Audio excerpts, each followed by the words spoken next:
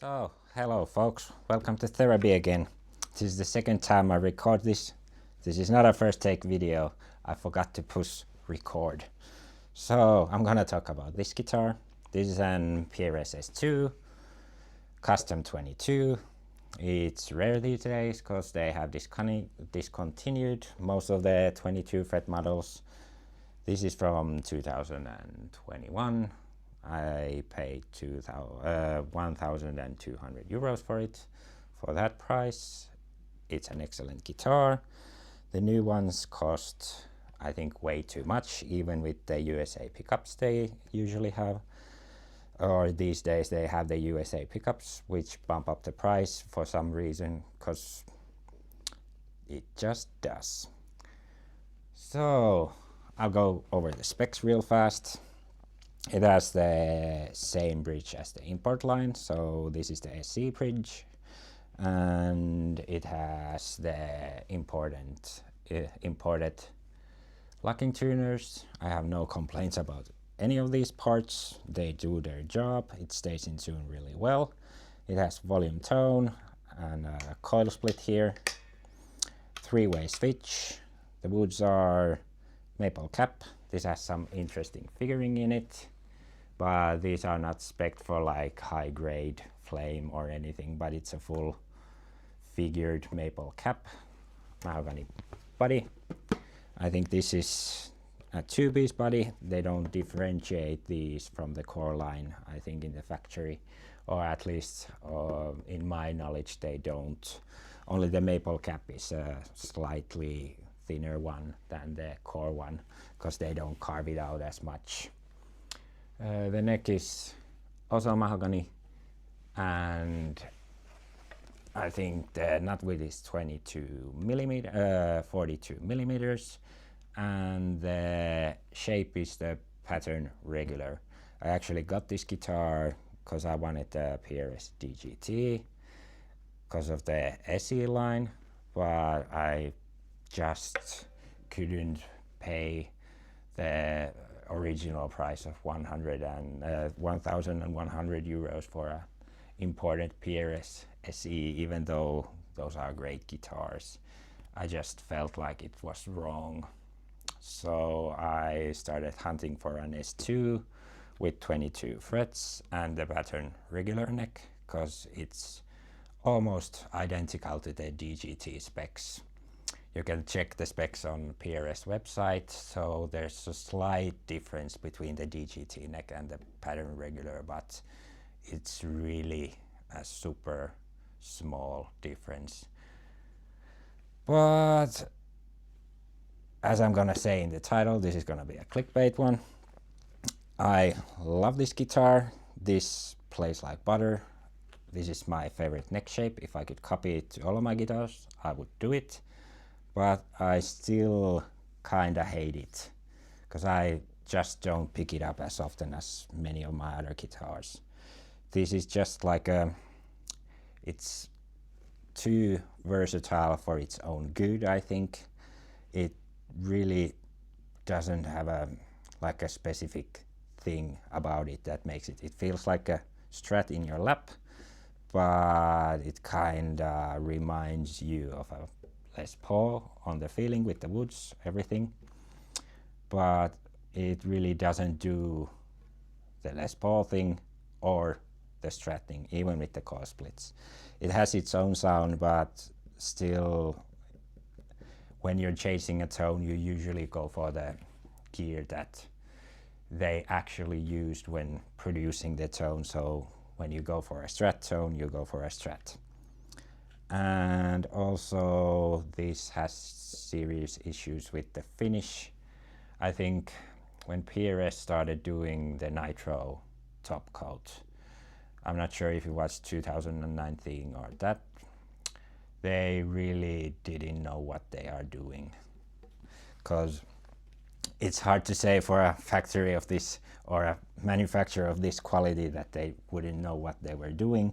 But honestly, some real lemons got through the quality control, because I think they always use an acrylic paint over under the nitro, and the nitro they used in the early years, which I consider this to be, is not sticking to the actual acrylic paint that well. And the nitro they use, this is somehow the stickiest guitar I have ever held in my life. All the dust, it like gathers the dust out. If I put this in the center of my room, I wouldn't have to like dust the house at all. I would just have to dust this guitar because it's just that sticky. And also the neck feels sticky because of that. It feels like it's never drying properly, and this has sat around for a while, so it should be dry by this time. What else would I complain about? There's also noticeable orange peel around some of the areas, and I wouldn't put it down to this being an S2 and not a core. Of course they're gonna pay a lot more attention to the core lines, but still I can show you probably in the light. There is, let's see if I can do it at all. Let's see, try to get the light to shine on it. There you can see orange peel around the heel joint. You can see orange peel around the headstock here. These are hard to sand areas, I know, because I have sanded a couple of guitars, but still this orange peel feels like a paint problem, not a sanding problem, to be honest.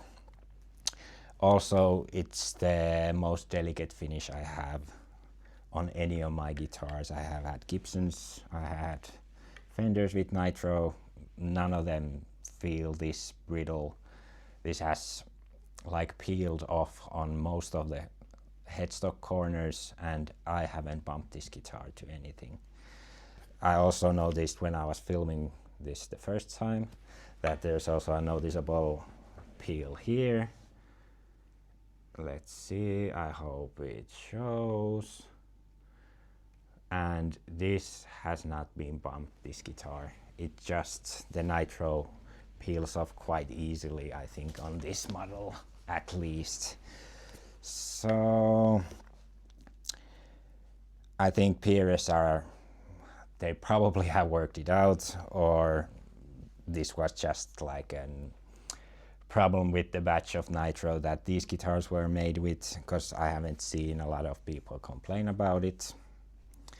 And I watch a lot of YouTube, so I think it was fixed quite fast, because they must have noticed the problems, because this is pretty much unnoticeable, or you will not be able to ignore the problems here, because this is, you can feel it. You can definitely feel it. So, would I still recommend buying a PRS S2? If you can find one for the right price, I would always recommend buying the guitar you want to buy. A lot of people want their guitar to be made in USA, so that's when the S2s are the starting guitars.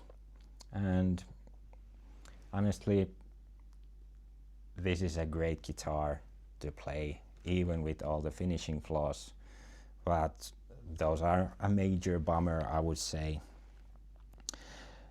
I would still recommend it. I'm not much of a stickler for like details like this. If it feels great in your hand, it really doesn't matter.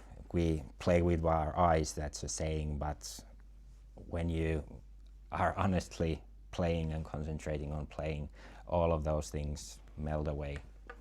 So I hope you enjoyed this rambling video.